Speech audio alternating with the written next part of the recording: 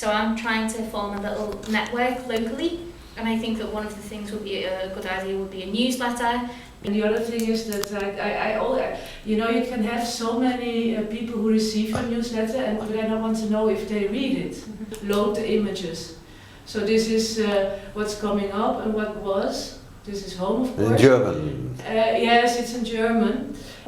And the photos you make yourself? I always make them myself, and I try to give them the same stage. Yeah. And I'm just solo, And it's like the heart of the thing, because this is what I'm doing with chess. Actually, I have a chess and strength from society is that we get in touch with everybody.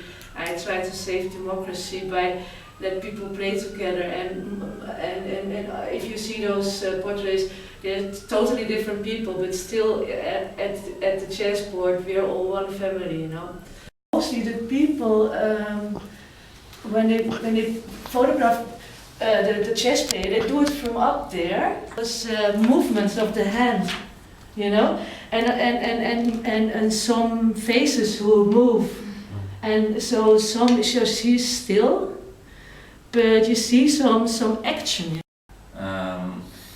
Statistics have shown that when you write a newsletter and you have 25% of open letters, you may be very happy. Here it is, how to be the grandmaster.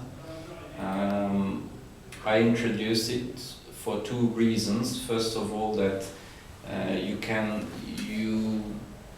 don't have to be afraid of your opponent. Even if it's a world champion, he makes mistakes. Website. And I'm sure the same is true for your newsletters. You have to get permission. If you're using MailChimp or Constant Contact, they'll have a little thing there. Do you have permission to put this name into your list, your mailing list? This is the website. No printed version, no.